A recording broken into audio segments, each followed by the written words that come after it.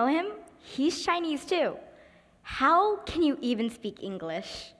Can you say my name in your language?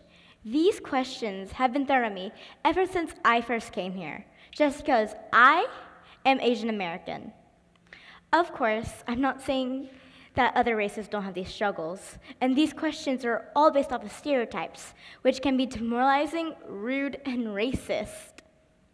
Usually, from experience, it's us, the Asians, that everyone seems to poke fun at.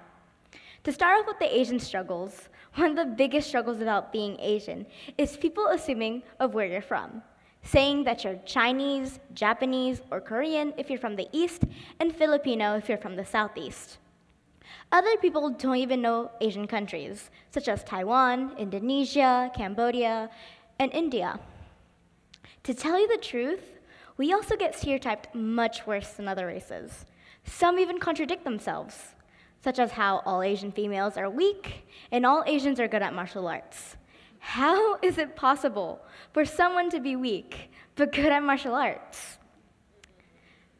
Assumptions are something that I personally have dealt with so much that I've realized that people can't stop making assumptions. Then again, there are the more ridiculous stereotypes, like how we're all good at math. That's not true. And how we're all smart. That's impossible. Everybody from a single race can't be smart. Some people like to assume how we act, just because of where our heritage lies. If you're East Asian, you hate all Southeast Asians, which is ironic, considering that I'm both East and Southeast Asian. Media adds even more to the problem. There is an enormous wave of Asian media sweeping across the world because of anime, Japanese cartoons and films, manga, Japanese comic books, Korean dramas, and Korean pop.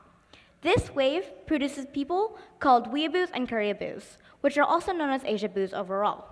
They dehumanize the Asian culture, thinking that they know all about it, when in reality, they don't. They believe that the center of the culture is its entertainment, and will know nothing about the history or tradition. They are also the biggest offenders of racist love, which is where you love one race for its stereotypes, and call anybody who doesn't live up to those stereotypes fake. Asiaboos are the biggest cultural appropriation offenders. Cultural appropriation is, as the dictionary defines it, the action of taking something for one's own use.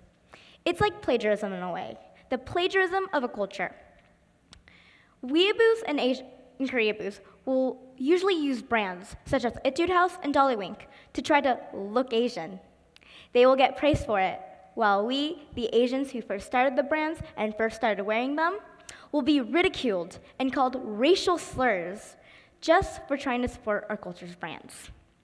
Now, what starts these problems in the first place? The answer is simple: the internet. You see, this generation is constantly attached to technology 24/7, which can make us naive to some extent, mainly because of memes that involve Asian stereotypes that are considered funny. Some things from online can be perfectly fine. This can differ from other people's opinions. Solutions are extremely simple. We just make them harder than needed. Solution 1, I propose we get more Asians into media, meaning we need more Asians as the main characters in movies, not as the background or your characters or your secondary characters. We can't just be your typical nerds all the time. We can also have Asians in everyday media, such as our newscasters. Government positions are also a great way. Our governors, senators, our legislators, and even jobs needed for everyday life, our scientists and educators. Second solution, people can start to think before they speak. It's something we, as children, have been told ever since we first started school. Overall, we are still people. We have our flaws and our strengths, like all people do. But as the next generation, we do have a say in what goes on in the future. We are the future playwrights, the future lawyers, and the future leaders. If we take this seriously, we can put a small stop to racism, not just to Asians, but to every race. We may not be able to stop all of it, but we can start.